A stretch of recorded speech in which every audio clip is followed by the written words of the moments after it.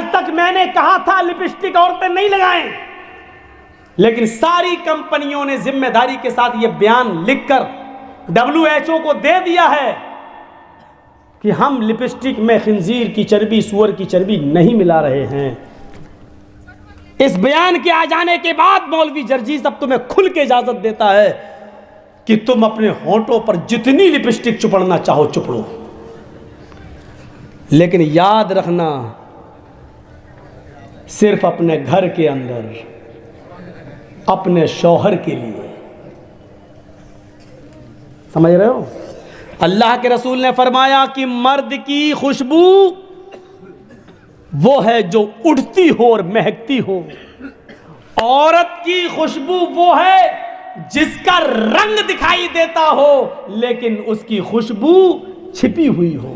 यानी औरत खुशबू लगाकर, परफ्यूम लगाकर घर से बाहर नहीं निकल सकती, चमेली का तेल लगाकर घर से बाहर नहीं निकल सकती, डाबर आंवला का तेल लगाकर घर से बाहर नहीं निकल सकती, खुशबूदार कोई चीज लगाकर घर से बाहर नहीं, क्योंकि औरत की खुशबू, औरत की जीनत उस खुशबू में है जिसकी खुशबू जाहिर ना होती हो, दूसरे को नहीं लगती हो और उसका रंग जाहिर हो। लिपस्टिक लगाइए, रंग जाहिर है। क्रीम पाउडर लगाइए, पड़ोस की औरत बता दे कि आज तो बहुत ज्यादा लगी है, तुम तो काली थी, आज तो हेमा मालिनी लग रही हो। कोई हर्ज की बात नहीं है, खूब लगाओ, मैं मना नहीं कर रहा हूं, लेकिन घर के अंदर औरत की ज़ीनत जाहिर हो जाए, शौहर को उसका रंग जाहिर हो, लिपस्टिक, लेकिन बाहर लगा के नहीं निकल सकती हो। बाहर लगा के निकलोगी तो पता नहीं, पता लगता है जैसे पता नहीं किस मर्द का खून चूस के आ रही है, बाहर नहीं। शौहर घर में है तो शौहर देख रहा है, ज्यादा से ज्यादा इतना सोचेगा कि मेरा खून चूसा, वो तो जिंदगी भर चूसती हो तुम, आज चूस लिया तो क्या हो गया, कोई मसला नहीं।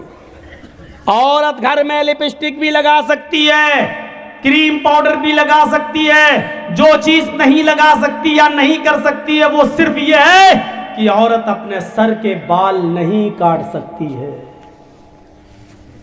इतने भी नहीं, इतने भी नहीं। औरत अगर हज करने के लिए गई है या उम्रा करने के लिए गई है तो हज और उम्रे में खाने काबा का तवाफ करने के बाद, सफा और मरवा की सई करने के बाद, जब वो हलाल होगी और ihram की हालत से निकलेगी, तब वो अपने सर के सारे बाल ऐसे, देखिए ये बाल पीछे है ना, पीछे, तो वो ऐसे ऐसे करके सारे बालों को आगे कर लेगी औरत, ऐसे करके यहाँ आगे, और आगे बाल करके एक उंगल अपने लपेटेगी, ऐसे नीचे से एक उंगल बस यहाँ तक लिपट जाए, ऐसे करके ये बस इतना, और इस उंगली में जितने भी बाल लिपट जाएंगे उसके पीछे से ऐसे करेंगे, और नीचे से एक उंगल बाल, इतने वहाँ से उसको काट दिया जाएगा, इतना बस। हज के मैदान में सफ़ा मरवा के चक्कर के बाद भी औरत को एक उंगल से ज़्यादा बाल काटने की इजाज़त मुहम्मदुर रसूलुल्लाह ने नहीं दी है। कैसे माँ बाप हो, कैसे सरपरस्त हो जो अपनी बेटियों को ब्यूटी पार्लर पर जाकर खुलेआम आधे आधे सर के बाल काटने की इजाजत दे रहे हो। हराम है औरतों का अपने सर के बालों को काटना। नकली बाल लगाना यह भी हराम है, जिसको हम कह सकते हैं विग इस्तेमाल करना भी हराम है औरत को। कुछ मौलाना लोग बाल को काटने की इजाज़त देते हैं, क्या कहते हैं, अल्लाह के रसूल सल्लल्लाहु अलैहि वसल्लम की बीवियों ने, कुछ बीवियों ने भी अपने सर के बाल कटाए थे, बेशक कटाए थे। मौलवी जर्जीस इस बात को मानता है कि अल्लाह के रसूल सल्लल्लाहु अलैहि वसल्लम की कुछ बीवियों ने अपने सर के बहुत से, यानी आधे से ज़्यादा, आधे बाल कटाए थे। मैं मानता हूँ इस बात को, हदीस है, सही है, लेकिन आपको ये भी जानना चाहिए कि अल्लाह के रसूल की उन बीवियों ने वो सर के बाल कब कटाए थे। अल्लाह के नबी सल्लल्लाहु अलैहि वसल्लम ने फरमाया कि अल्लाह ताला ने मर्द को दाढ़ी से खूबसूरती दी है और औरत को सर के लंबे बालों से खूबसूरती दी है। औरत की जीनत उसके सर के बाल हैं और मर्द की जीनत दाढ़ी है, दाढ़ी है, तो जो औरत की खूबसूरती हो उसको काटने की इजाजत अल्लाह ताला कैसे दे देगा? नहीं देगा। जब तक अल्लाह के नबी जिंदा रहे और इस दुनिया में बाहयात रहे, तब तक अल्लाह के नबी की किसी बीवी ने अपने सर के बाल नहीं काटे। मसला याद रखना।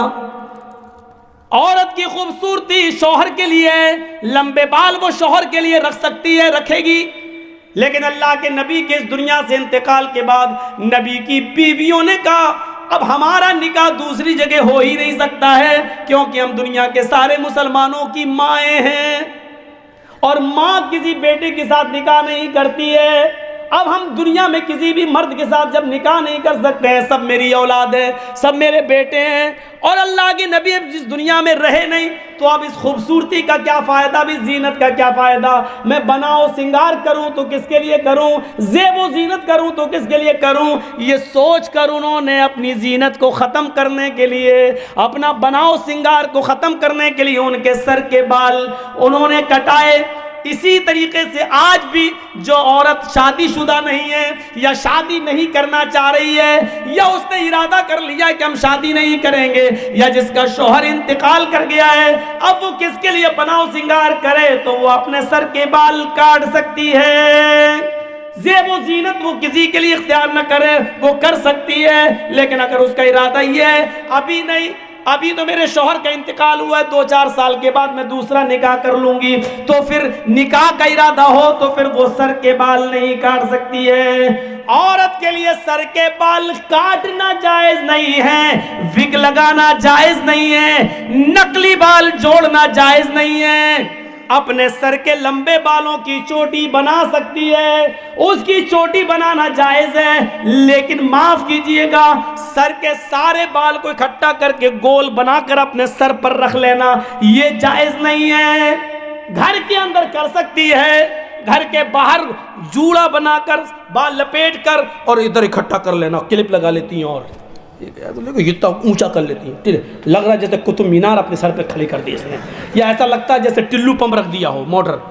ये जायज नहीं है। लेकिन हाँ, अपने घर के अंदर है, गर्मी लगती है औरतों को, क्या करें, घर के अंदर ठीक है, शौहर के लिए ठीक है, लेकिन घर के बाहर जा रही है तो फिर वो जूड़ा अपने सर के सारे बाल सर पर एक जगह इकट्ठा करके क्लिप लगा के नहीं जा सकती है। औरत के लिए बजने वाली, खनकने वाली कोई चीज पहनकर घर से बाहर निकलना जायज नहीं है। न वो चूड़ियां पहनकर निकल सकती है, न वो पैरों की पायल और पाजेब पहनकर घर से बाहर निकल सकती है। हाँ, सुन लो मेरी माँ बहनों, ऊंची एड़ी की चप्पल पहनकर भी, ऊंचे हिल की चप्पल पहनकर भी तुम घर से बाहर नहीं निकल सकती हो, तुम्हारे लिए जायज नहीं है, क्योंकि वो भी बचती है। जब तुम ऊंचे हिल की चप्पल पहनकर निकलती हो तो वो सीमेंट की बनी हुई सड़कों पर आवाज करती है, खट खट खट, वो इधर आवाज करती है खट खट खट, उधर नौजवानों के दिल धड़कते हैं धक धक धक। सुनना पड़ेगा, ये बेहयाई तुम्हारी तरफ से आ रही है। बचने वाली कोई भी चीज औरत घर से बाहर पहन कर नहीं निकल सकती है। हाँ, ये वो अहसनत फरजहा, अपनी शर्मगाह की हिफाजत करो, यानी मोटा लिबास पहनो, अच्छा लिबास पहनो, जिस्म का कोई हिस्सा नुमाया नहीं होना चाहिए, और शर्मगाह की हिफाजत शौहर के अलावा कहीं और नहीं। और चौथी चीज वह अताअत बालहा, और अपने शौहर की इताअत करो, अपने शौहर की फर्मा बरदारी करो, अपने शौहर की इताअत करो, उसमें कमी नहीं होनी चाहिए शौहर की इताअत में। एक और मसला बता दो, शौहर की इताअत में कमी नहीं होनी चाहिए, लेकिन शौहर को भी नहीं चाहिए कि वो ज़बरदस्ती अपनी बीवी से कहे ये मेरे कपड़े हैं, चलो ठीक है तुम्हारे कपड़े धो देगी, ये मेरी माँ के कपड़े हैं इसको भी धुलो, ये मेरे बाप के कपड़े हैं इसको भी धुलो, ये मेरी बहन के कपड़े हैं, नंद तुम्हारी नंद, इसके भी धुल दो। आप ये ज़बरदस्ती नहीं कर सकते हैं, आपकी बीवी है, वो नौकरानी नहीं है। प्यार से चाहो तो सब कुछ काम ले सकते हो। देखो मेरी भी तुम तो जानती हो मेरी माँ का मेरे अलावा कोई नहीं है। ऐसा है ना कि मेरी माँ तुम्हारी माँ जैसी है, तुम्हारी माँ कभी बीमार होगी तो हम भी उसको ले जाएंगे। प्यार से तुम जो काम लेना चाहो ले लो, लेकिन शरीयत का हुक्म नहीं है कि वो तुम्हारे बाप के कपड़े धोए, तुम्हारी माँ के कपड़े धोए। शरीयत का तो ये भी हुक्म नहीं है कि वो तुम्हारे बच्चे को दूध पिलाए। बच्चा तुम्हारा है, दूध पिलाती है तो ये उसका रहमो करम है। अगर वो दूध पिलाने की उजरत और पैसा मांगे तो तुम्हें देना पड़ेगा। हाँ मौलाना साहब ये मत बताओ, क्यों डर लग रहा है? क्यों?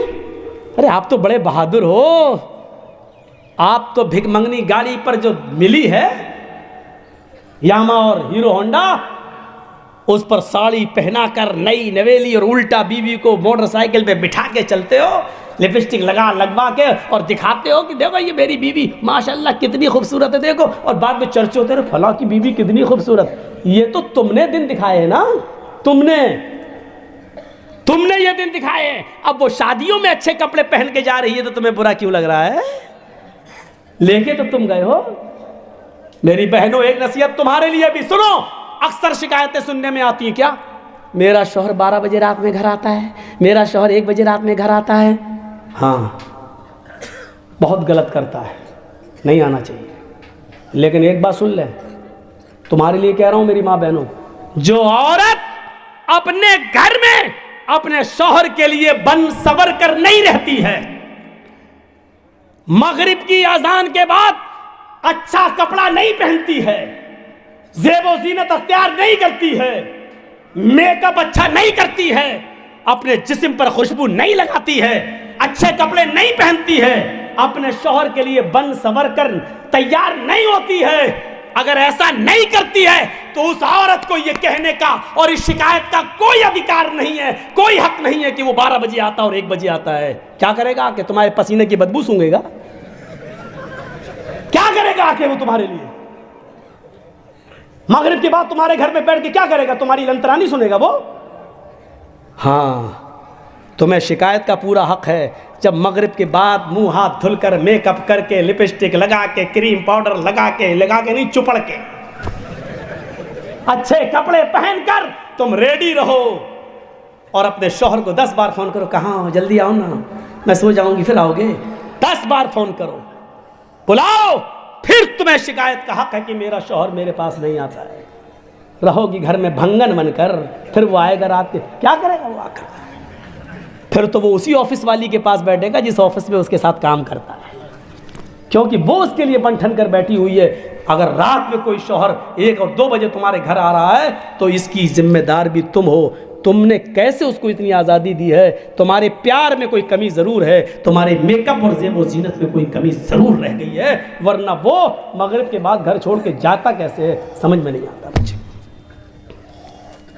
इताअत, वरना इतना बड़ा हक, बुरा मत मानिएगा। अल्लाह के नबी सल्लल्लाहु अलैहि वसल्लम ने औरत को इतना हुक्म दिया है कि शौहर की इताअत इतना करेगी कि अगर शौहर अपनी बीवी को अपनी किसी ख़ास ज़रूरत के तहत बुला रहा है, दिन भर ऑफिस में काम करके थका हुआ आया है, उसने शादी इसलिए की है ताकि उसको सुकून हासिल हो ले, तस्कुनू इलैहा, तुम्हारी